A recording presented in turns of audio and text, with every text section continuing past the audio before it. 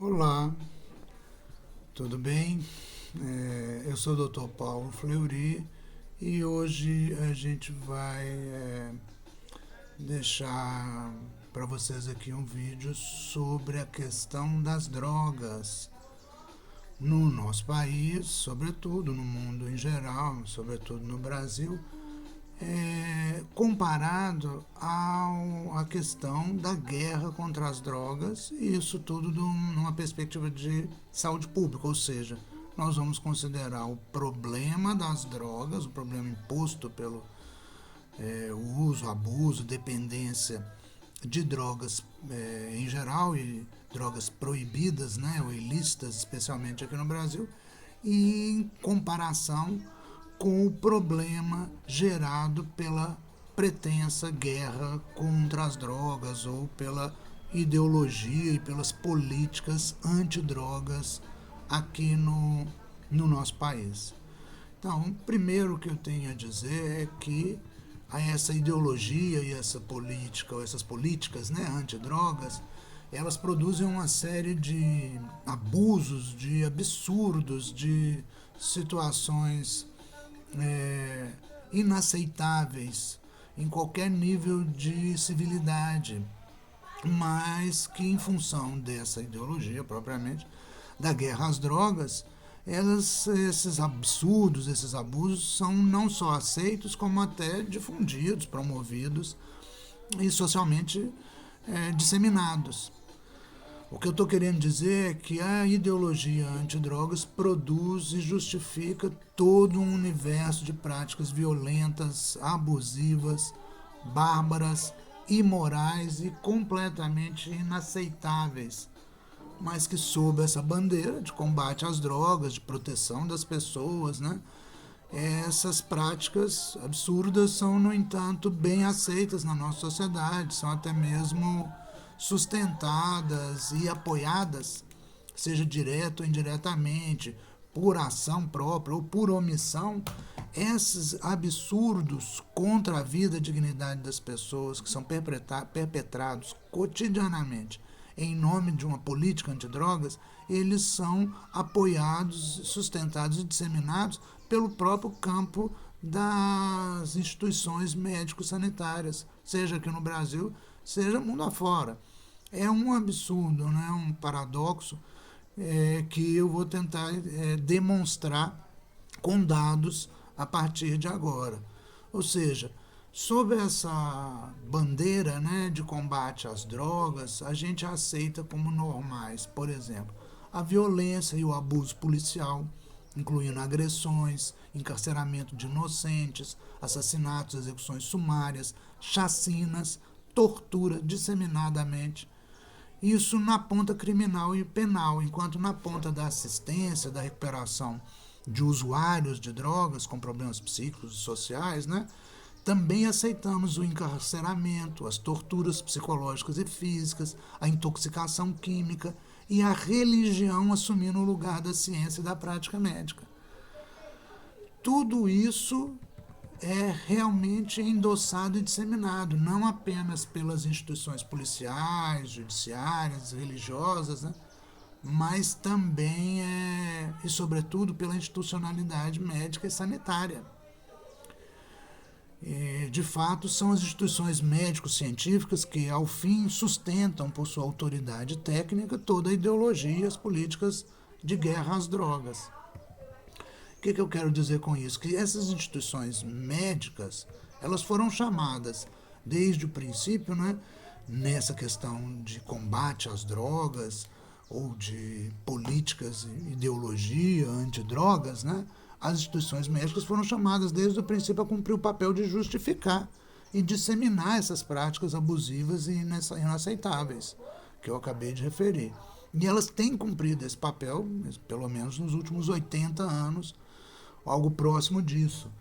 A ideia básica que essas instituições disseminam é que certas drogas impõem risco tão grande à saúde física e, sobretudo, mental das pessoas, que elas têm que ser proibidas, pois, se liberadas, causariam graves problemas de saúde pública e graves danos sociais. essa ideia básica que, por seu caráter próprio, só pode estar enraizada na institucionalidade médico-científica, ou seja, é a atribuição da área médico-científica determinar a gravidade de um problema de saúde pública e determinar ou indicar pelo menos medidas adequadas ou proporcionais, né, em termos de eficácia e até de risco ao dano desses problemas, seja em relação a drogas, seja em relação à pandemia, enfim, é a área de saúde pública quem deveria tratar disso, e de algum modo, eu estou dizendo, é a área de saúde pública, então, que justifica todos esses absurdos, como a violência policial, as torturas, os encarceramentos de inocentes, a religião tomando lugar da ciência e da própria medicina clínica, né? E coisas que são totalmente inaceitáveis nas sociedades civilizadas, mas que nessa ideologia de combate às drogas, nas políticas de combate às drogas, são aceitas e disseminadas e fundamentadas pelas próprias instituições médico-sanitárias, né? É isso que eu estou dizendo, ou seja, a ideia que as instituições apresentam à sociedade é que tudo isso se justifica, pois o perigo das drogas seria tão grande, que mesmo esses abusos e absurdos todos seriam aceitáveis, ou ao menos toleráveis, como se fosse um mal menor, né? Ocorre que esse raciocínio é falso. E há décadas as instituições médico-científicas estão no centro dessa difusão de informações falsas e soluções absurdas e inaceitáveis. De fato, não há evidência de que a liberação de drogas proibidas poderia causar mais danos do que aqueles já provocados pela guerra às drogas. Ao contrário, os indícios são no sentido de que a liberação de drogas é menos arriscada e menos danosa do que aquilo que a política de combate às drogas, de guerra às drogas, né, entre aspas, porque não é as drogas que se combate, mas sim as pessoas, essa política causa mais dano do que todas as drogas ilícitas juntas, e podemos projetar que, em geral, mesmo se fossem liberadas, não provocariam mais danos do que essa própria política antidrogas. E vou, como eu disse, tentar demonstrar isso com dados já, né? Mas aqui, como em tudo que se refere ao tema das drogas, há uma névoa difusa de terror e ignorância dominando essa questão. Uma verdadeira farsa ou um equívoco grosseiro em relação ao risco real das drogas ilícitas se mantém há décadas nas instituições médico-científicas. A psiquiatria é ouvida, a pediatria também é chamada, todas falam de riscos extremos impostos pelas drogas. Sob o prisma clínico individual, prisma da pediatria, o prisma da psiquiatria, essas visões médicas podem até ser defensáveis, ou serem indefensáveis. Por quê? O clínico, seja na pediatria, seja na psiquiatria, ele pode realmente, de fato, recebe pacientes em condições de distúrbio psicossocial grave associado ao uso, abuso, dependência química de drogas. Às vezes diagnósticos corretos, às vezes diagnósticos equivocados, mas esses problemas existem. Então é, de certa maneira, lícito que a pediatria ou a psiquiatria tenha uma visão que considere a perspectiva, né, de um risco alto para o uso ou abuso de drogas maior do que na realidade tem. Quem tem que corrigir esse erro ou reconhecer o acerto dessa visão de pediatria e da psiquiatria, por exemplo, ou seja, dessa visão da clínica, a saúde pública, a saúde coletiva propriamente, a medicina social, a epidemiologia, a análise de dados sociais. Porque a avaliação dos riscos e danos das drogas não pode... a avaliação dos riscos e danos das drogas não pode se circunscrever ao fato de que um indivíduo ou uma família podem ter suas vidas desgraçadas, digamos, por causa do abuso da dependência de drogas. Então, um indivíduo, alguns indivíduos, é um problema de saúde importante para aquela pessoa, para as famílias, mas não constitui um problema de saúde pública importante. E para isso nós temos que ter a visão de conjunto, de qual é a gravidade desse problema naquela população, por exemplo, no caso, no Brasil. Então, sim, devemos avaliar qual o peso real e potencial desse problema na população, no conjunto de pessoas expostas ao risco, e comparar com o risco e o dano social causado pela guerra às drogas. Portanto, aqui o que se deve ouvir é, sobretudo, a saúde pública. É a visão de saúde coletiva que mais importa. Parece, no entanto, que há uma omissão ou irresponsabilidade da saúde pública em relação à questão das drogas. Não se vê, né, com a frequência, a publicidade, a firmeza necessária, uma posição de saúde pública em relação a essa questão. Parece para mim que, por honestidade intelectual, técnica, profissional, a posição da saúde pública tem que ser contra a corrente dominante, e é difícil encarar isso. Ou seja, a posição de saúde pública teria que reconhecer que o dano provocado pela guerra às drogas é maior do que o dano real e potencial das drogas ilícitas, sendo elas liberadas. É isso que, mais uma vez, como eu disse, eu vou tentar esclarecer a partir de agora, tentando, dentro do possível, analisar algumas estatísticas de saúde pública nacionais e internacionais sobre, como eu disse, o dano provocado pelas drogas versus o dano provocado pela guerra contra as drogas, entre aspas, né? Primeiro, vamos considerar algumas estimativas relacionadas ao problema das drogas, né? Da literatura norte-americana sobre dependência e riscos no uso de algumas drogas. Pode ser consultado no CDC, é uma fonte confiável, né, de informação de saúde pública nos Estados Unidos. E estima-se que a síndrome de abstinência por cocaína, por exemplo, ocorre em 30% dos usuários. Isso quer dizer que em 70% dos usuários de cocaína não ocorre síndrome de abstinência.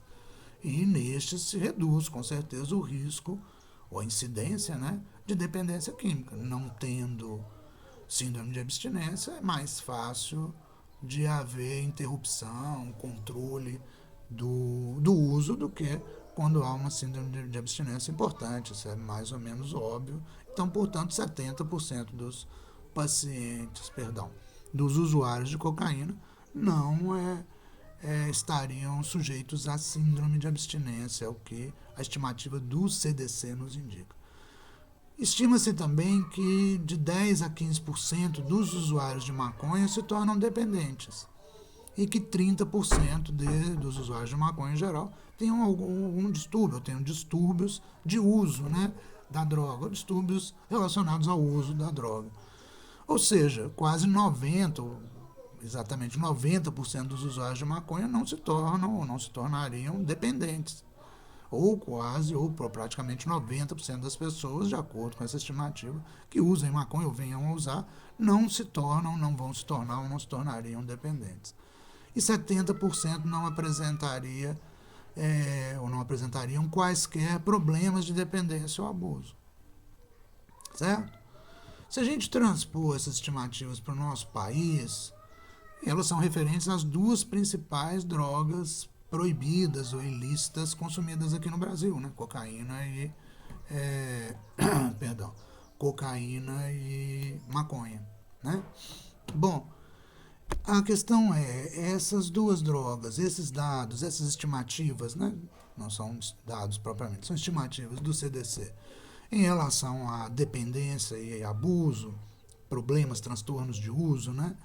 Elas indicariam um risco alto imposto por essas drogas. Caso elas fossem liberadas aqui no Brasil, a gente teria um risco alto imposto à saúde pública, um risco tão grande que justificaria as prisões, as violências, as mortes, as torturas que são impostas em nome da sua proibição e do tratamento dos drogados.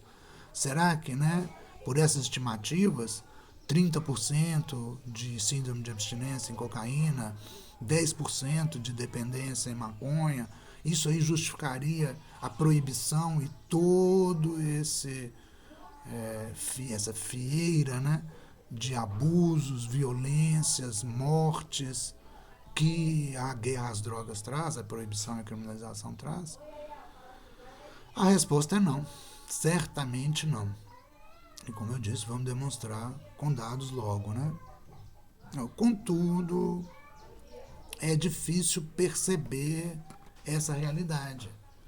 Entendeu? É verdade isso que eu estou falando, eu acho bastante seguro sustentar.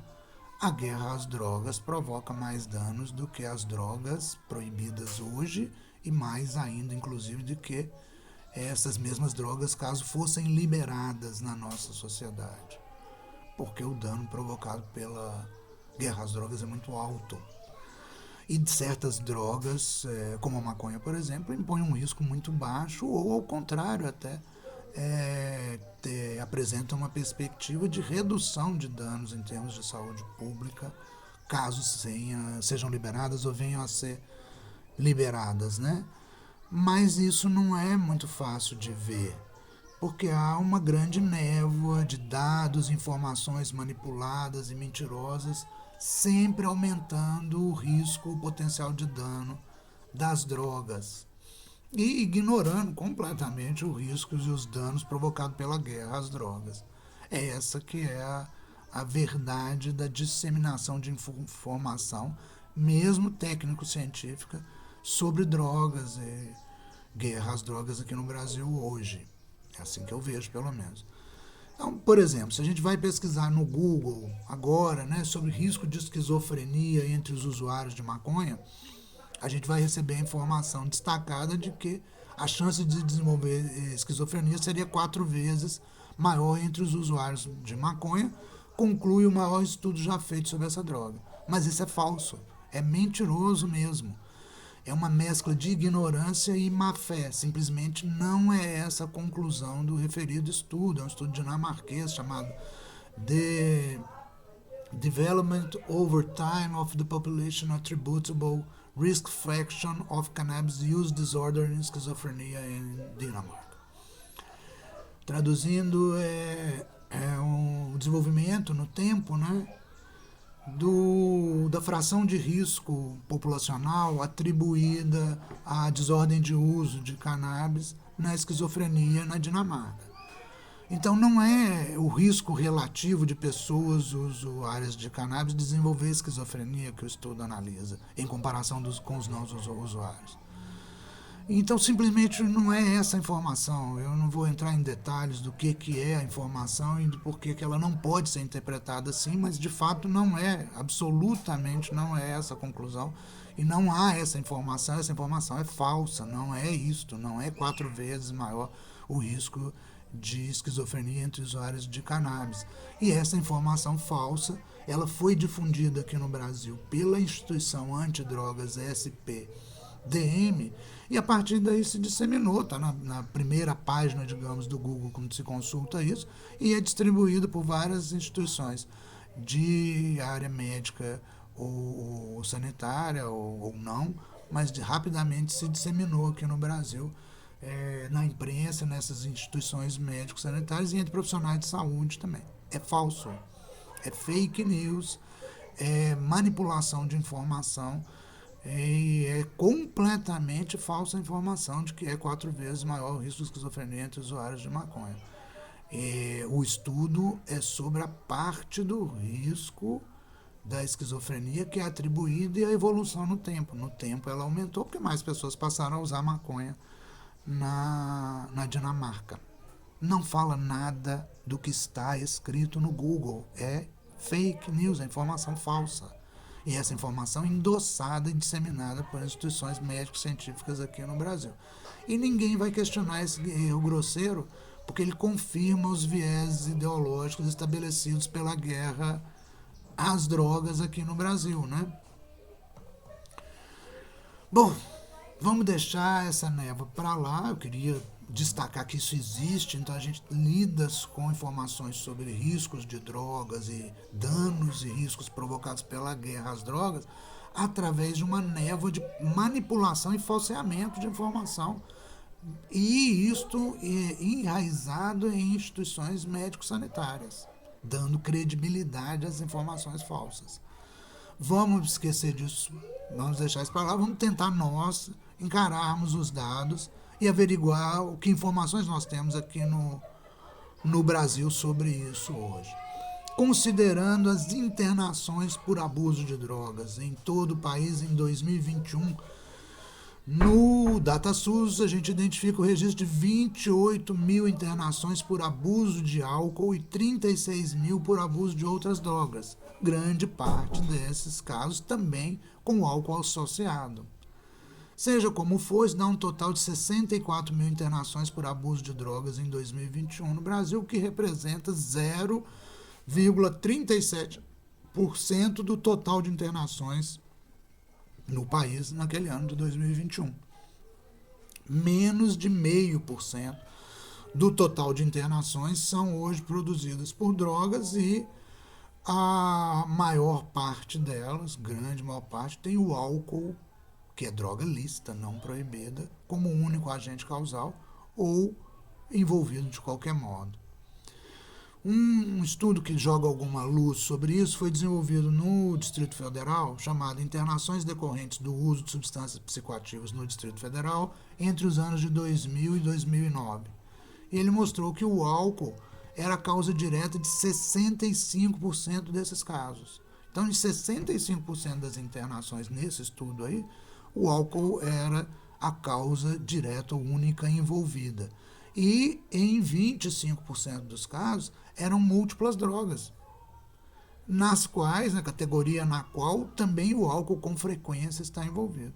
Então a gente pode supor que certamente mais de 70% dos casos de internações neste estudo aí do Distrito Federal, internações por abuso de drogas, mais de 70% o álcool, droga lícita, não criminalizada, permitida, né? E disseminada por propaganda, publicidade na sociedade, esta droga representa 70% ou mais, ou certamente mais de 70% das internações por drogas aqui no Brasil, hoje, ou pelo menos nesse estudo do Distrito Federal.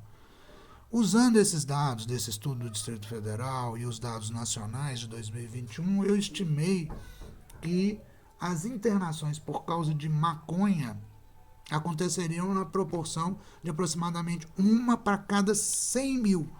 Então, para ter uma internação por causa de maconha hoje no Brasil, você tem 100 mil internações por outras causas. Uma em cada 100 mil, mais ou menos, aproximadamente, é por causa de maconha. Ora, é claro que isso aí no tocante às internações, portanto, não há um grave problema de saúde pública imposto pelas drogas em geral, é só 0,5%, e muito menos pelas drogas ilícitas. Então, as drogas ilícitas no Brasil, e por exemplo a maconha, certamente não representam hoje nenhum problema de saúde pública relevante no que toca às internações por abuso de drogas no nosso país. Não. A frequência disso nos mostra que teríamos muitas outras preocupações de saúde pública muito maiores do que essas. E se considerarmos a maconha, mais uma vez, aí, com certeza, não tem preocupação, não tem problema de saúde pública hoje no Brasil, considerando internações, provocado por maconha, isso não existe. Então, se alguém disser que existe, está falseando a informação, está manipulando a informação para criar base para a ideologia antidrogas e as práticas abusivas, violentas e irracionais e imorais das políticas antidrogas no nosso país hoje, né? Então, no caso da maconha, obviamente, nós podemos ter certeza que a legalização não imporia nenhum problema de saúde pública no tocante a internações por abuso de drogas. Não, isso não ia acontecer. Se a gente considerar mortalidade, A mesma coisa, tem diferenças, tem um impacto mais importante, mas de novo vamos ver que o peso é quase que absolutamente das drogas proibidas, perdão, das drogas permitidas, das drogas lícitas. Então, considerando a mortalidade relacionada ao uso de drogas, primeiro vale uma nota, né, de destaque que durante a pandemia aumentou a mortalidade relacionada ao uso de álcool e outras drogas aqui no Brasil. E realmente a pandemia impôs condições psicossociais tão absurdas ou extremas, né, que o consumo e as mortes por drogas subiram. Agora, vamos dar uma olhada no detalhe de quais são essas mortes, né? Quantas elas são, quais são as drogas envolvidas. Então, analisando as mortes diretamente associadas à dependência química no Brasil, em 2020, a gente verifica que foram 11 mil mortes por dependência química direta, né? Causa direta, abuso, dependência e abuso de drogas. 11 mil mortes, não é pouco não, tá? Mas dessas, apenas 500 por drogas ilícitas, é bem pouco. Então, nós tivemos 11 mil mortes por abuso, dependência química em 2020 aqui no Brasil, mas desses 11 mil, 10.500 foram pelas drogas permitidas e só 500, uma fração mínima, por drogas proibidas. E nós temos certeza que dessas, nenhuma foi por abuso, dependência de maconha. A maconha não leva à morte. E outras drogas também. A gente tem certeza que não provocam risco de morte. Mas, em contraste com 8 mil mortes por cocaína, 8 mil mortes por consumo de álcool e 2.500 mortes por tabagismo.